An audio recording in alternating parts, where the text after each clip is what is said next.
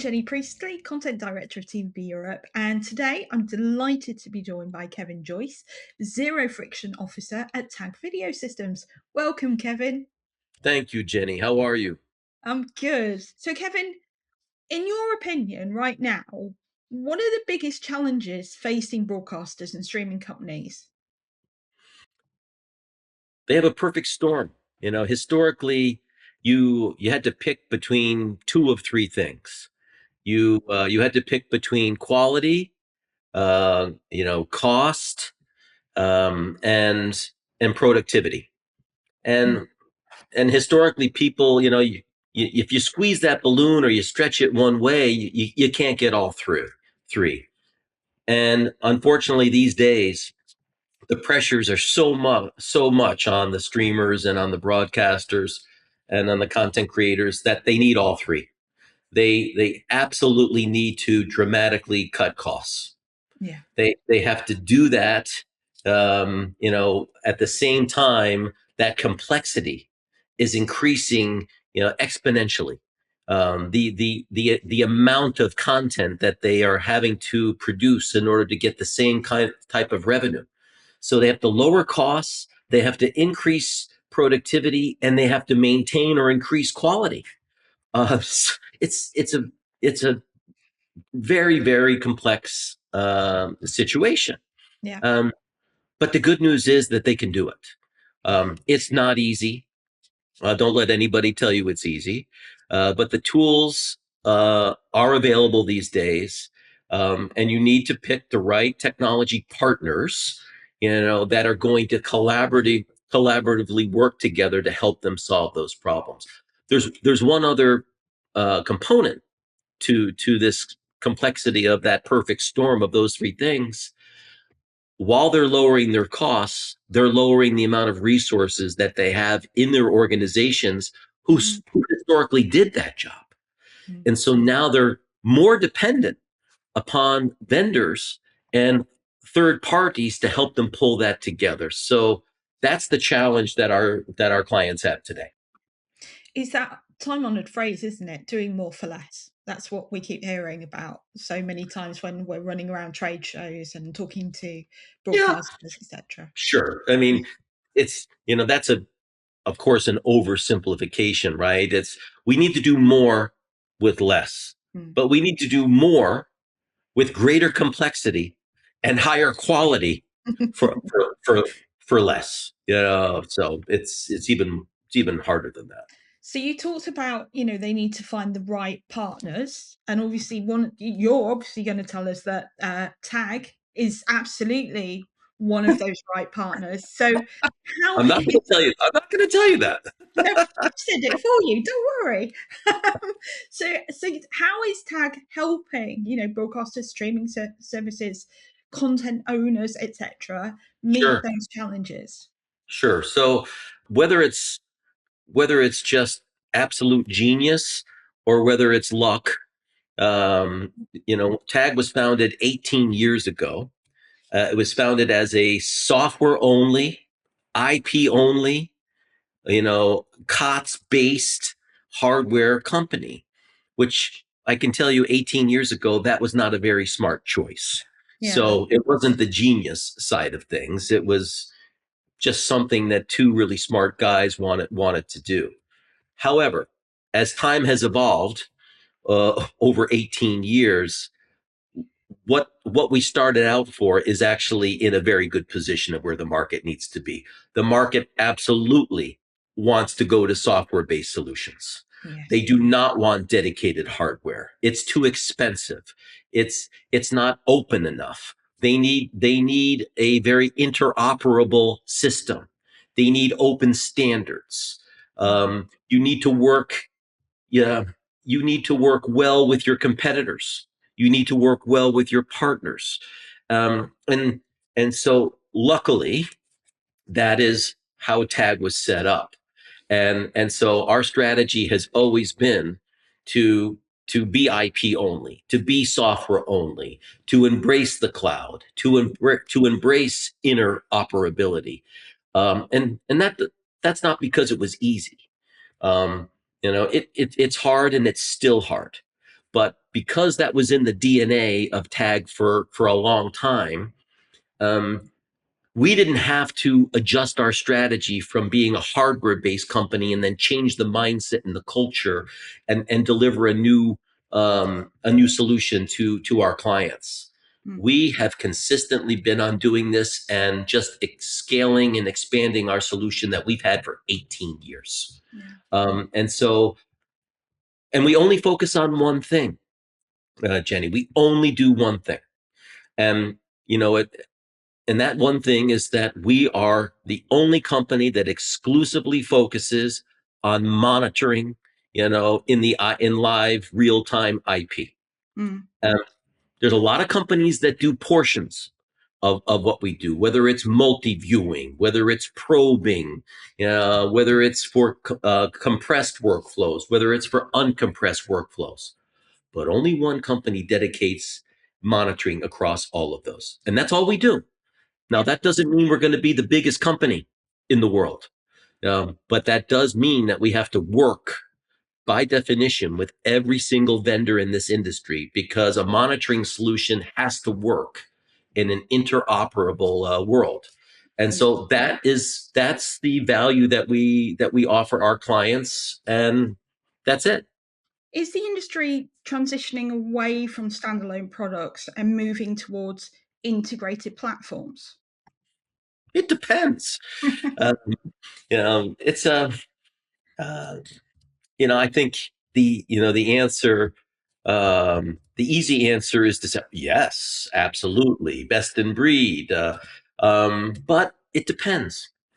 What does it depend on? It depends on where in the world.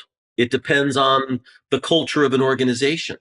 So it's very subjective to some elements. Absolutely, there are some parts of the world um, and some parts of the workflow where best in breed um, has provides the value proposition, and it's now mature enough to be ready. Because let's step back for a second. What really is the difference between best in breed and an end-to-end single provider? Um, the client is looking for really the same thing. And the question is, what is the best decision to make to deliver that objective? And that objective is to have a solution that is highly reliable, that and that reliability, delivers the quality and ultimately delivers a lower cost if you have a very reliable system. And so historically, it made sense that in a very complex workflow, you went with an end-to-end solution because the assumption was that then you had, and this is my favorite phrase to absolutely be disgusted with in our industry, one throat to choke. People would say, well, I went with this because I have one throat to choke. And I would say, is that really a value proposition? That Hmm. you're already expecting that you're going to have to choke your technology partner in order to get what you need? But behind that phrase, there really is a lot of truth to that, is that it was much easier just to go to one vendor, even if their solution in certain areas wasn't as good, Hmm. because overall it was more simple. Yeah. Well, today there are solutions in many of the workflows where you can pick best in breed, and it is expected that the interoperability between tag Hmm. and a encoding company, or a broadcast control system, or an NMS system, or a router, or anything, they are expecting that our solution will be equal to or better a end-to-end provider. Um, but it's still based on the culture of the engineering people in an organization on what do they perceive is going to be more valuable, an end-to-end solution because it's easy and one throat to choke, or a best in breed and they're going to believe that the interoperability is equal to or better. I want to talk about interoperability because I learned mostly about this at IBC 2025, but there is this industry initiative called the Media Exchange Layer. How involved is TAG with MXL? And how do you see it as being of benefit to the end users, to your customers? Sure. The answers vary. We are an inaugural partner with MXL. Mhm. Uh, it fits and aligns with everything that we've already talked about as far as openness and interoperability and lowering the cost, lowering compute. And so philosophically, and technically and strategically, it is so aligned with everything that Tag has tried to be a part of.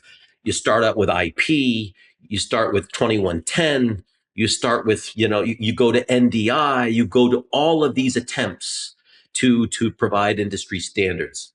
MXL is the next level. And as an initiative that's being driven by clients, by Yeah. the CBC, by the EBU, where they can see that this can dramatically reduce costs and create interoperability. You have to be there. And we were there at first. If you see any visualization of MXL, in the industry, that visualization is coming from Tag's monitoring solution. So if you're in an AWS booth and they're showing you MXL and their deployment and how they're working with MXL, you're looking at the Tag systems deployment of MXL. And any other vendor that you're looking at in the MXL initiative that's showing you that, we are the presentation vehicle that they're using to do that, and the monitoring system that MXL is using. So we're very proud of that, Yeah. uh, and an early adopter of MXL, and we believe it is the hallmark of where interoperability needs to be moving forward.